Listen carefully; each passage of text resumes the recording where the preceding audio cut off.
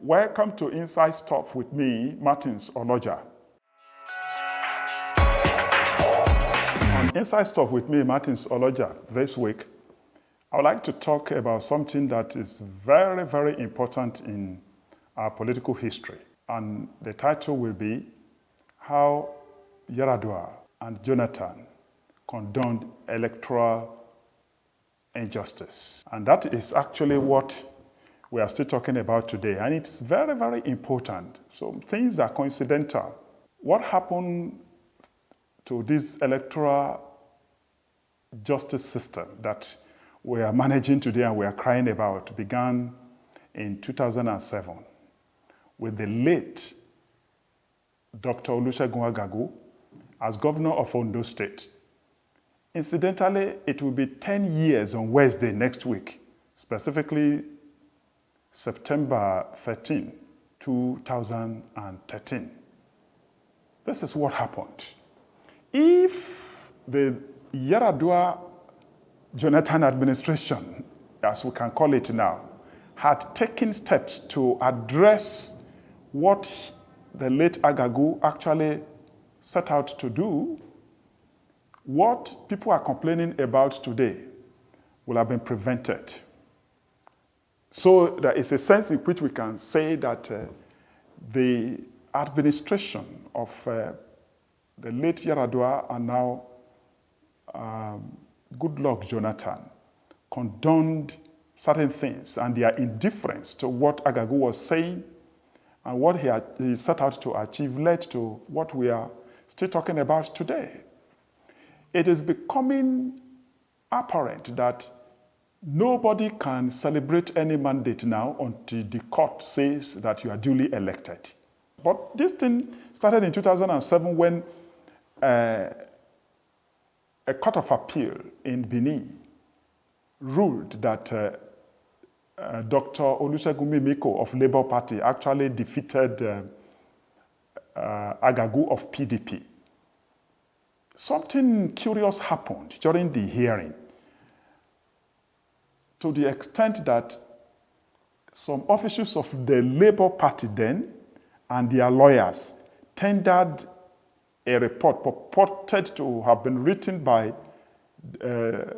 Directorate of State Services, DSS. And they tendered this thing in court. The lawyers of PDP objected to the report that it was fake, but it was admitted. And despite everything, despite the fact that they subpoenaed the DSS officials to testify in court that the report that was tendered was not from them, it was fake, it was surprising that the Court of Appeal used the same report to cancel results of 10 local governments in Ondo State. And those were the states dominated by the PDP. And then the court ruled that Mimiko won. Agagu was flustered. He then wrote a report to President Yar'Adua that there should be something done to this. Not a judicial review. He was not seeking a judicial review of what had been decided by Court of Appeal, being the final arbiter for gubernatorial election at that time. Then Yar'Adua's illness at that time, just limited work could be done. And when President Jonathan assumed office, he sent the same report asking government to prevent this kind of thing by not allowing people to use fake material, fake evidence to remove a governor. And it could be used to remove a president. If the DSS could go to court to say the report that was tendered to remove a governor was fake, and the court still used it, that it was something terrible. And then Jonathan actually he set up a special investigation panel headed by a DIG. And the report indicated that indeed the reports that they tendered were fake. And then they said the report indicated that the officials of Labour Party And some of the lawyers who used it should be arrested and prosecuted. Not for judicial review. What has been done, but if they will not prevent tendering of fake results to destroy a mandate, it will happen in future. Look at what we are still complaining about today. In other words, before Jonathan and Adoke left office in 2015, they didn't do anything. And it is coincidental that 10th anniversary of the death of Agagu is coming up at this time, a few days after people are still complaining about electoral injustice or electoral justice system that is making the court to be more important than the people. We are still talking about it today. So what happened to the report of 2013?